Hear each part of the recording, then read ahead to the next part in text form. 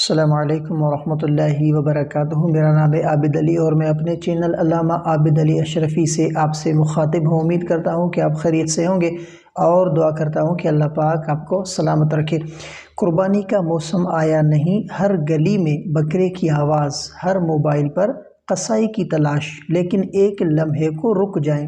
کیا ہمیں معلوم ہے کہ قربانی کا مقصد کیا ہے، اور ہم جو کر رہے ہیں وہ شرعی طور پر درست بھی ہے یا نہیں؟ اگر آپ چاہتے ہیں کہ آپ کی قربانی اللہ کی دربار میں قبول ہو تو یہ ویڈیو آخر تک ضرور دیکھیں، کیونکہ ہم بات کریں گے ان اہم مسائل پر جو اکثر لوگ نادانی میں نظر انداز کر دیتے ہیں اور ساری محنت رائگان ہو جاتی ہے۔ تو قربانی صرف ایک جانور جو ہے وہ ذبح کرنا نہیں، بلکہ حضرت ابراہیم علیہ السلام اور حضرت اسماعیل علیہ السلام کی سنت کو زندہ کرنا ہے۔ یہ عبادت ہے، تجارت نہیں۔ مگر افسوس، ہم نے اس عبادت کو ظاہری نمائش، مقابلہ بازی اور رسم و رواج میں بدل دیا ہے۔ قربانی فرض ہے یا سنت؟ یہ سوال اکثر لوگ کرتے ہیں۔ امام ابو حنیفہ کے نزدیک صاحب نصاب پر قربانی واجب ہے، یعنی جس کے پاس 52.5 تولہ چاندی یا اس کے برابر مال ہو اس پر قربانی لازم ہے۔ یہ محض سنت نہیں بلکہ ایک لازمی حکم ہے۔ اور یاد رکھیں کہ نبی کریم صلی اللہ علیہ وآلہ وسلم نے فرمایا، ابن ماجہ، جس کے پاس قربانی کرنے کی استطاعت ہو اور وہ پھر بھی قربانی نہ کرے تو وہ ہماری عیدگاہ کے قریب نہ آئے۔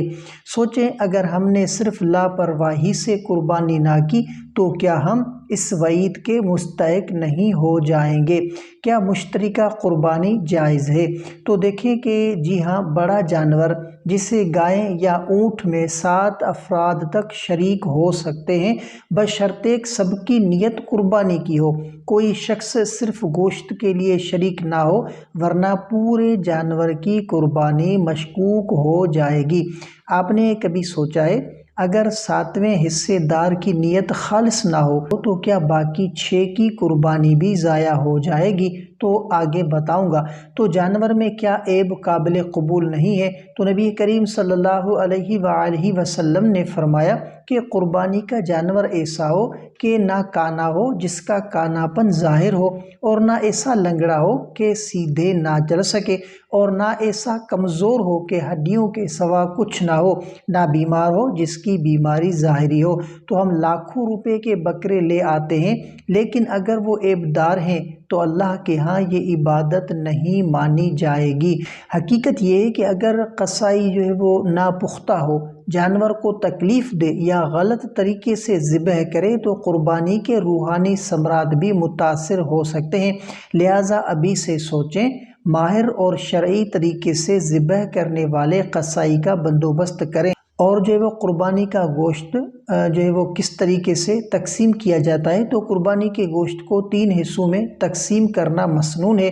ایک حصہ اپنے لیے، ایک حصہ اپنے رشتہ داروں کے لیے، اور ایک حصہ غریبوں کے لیے۔ مگر افسوس، آج ہم فریزر بھرنے کی فکر میں رہتے ہیں، لیکن غریبوں کو نظر انداز جو ہے وہ کر دیتے ہیں، جن کے لیے یہ گوشت سال کا سب سے قیمتی کھانا ہوتا ہے۔ کیا آپ چاہتے ہیں کہ آپ کی قربانی کا گوشت کسی یتیم کے چہرے پر مسکراہٹ بن کر اترے؟ تو تقسیم میں انصاف اور خلوص پیدا کریں، اور قربانی کی نیت اور روحانیت۔ تو قربانی صرف جانور ذبح کرنے کا نام نہیں، اللہ کی رضا کے لیے اپنی خواہشات کو ذبح کرنا اصل قربانی ہے۔ سورۃ الحج آیت نمبر 37 میں اللہ تعالیٰ نے فرمایا، ترجمہ، کہ نہ ان کا گوشت اللہ کو پہنچتا ہے نہ خون، بلکہ اسے تمہاری پرہیزگاری پہنچتی ہے۔ لیکن کیا ہم واقعی تقویٰ کے ساتھ قربانی کرتے ہیں، یا صرف سوشل میڈیا پر تصویریں پوسٹ کرنے کے لیے؟ میرے پیارے بھائیوں اور بہنوں، قربانی صرف بکرے کی نہیں، دل کی ہوتی ہے۔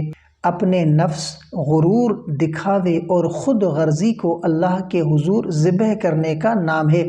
اگر ہم نے نیت خالص کر لی، علم سیکھ لیا اور سنت کے مطابق عمل کیا تو یقین مانیں ہماری قربانی آسمانوں پر قبولیت کی سند حاصل کر لے گی۔ اگر آپ کو یہ ویڈیو مفید لگی ہو تو اسے لازمی لائک کریں اور دوسروں تک شیئر کریں تاکہ وہ بھی قربانی کے ان شرعی مسائل کو سمجھ سکیں۔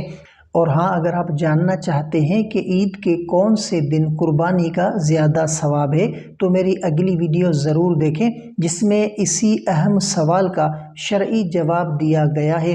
نیچے اسکرین پر نظر آ رہی ہوگی، اس پر کلک کریں اور اسے لازمی دیکھیں۔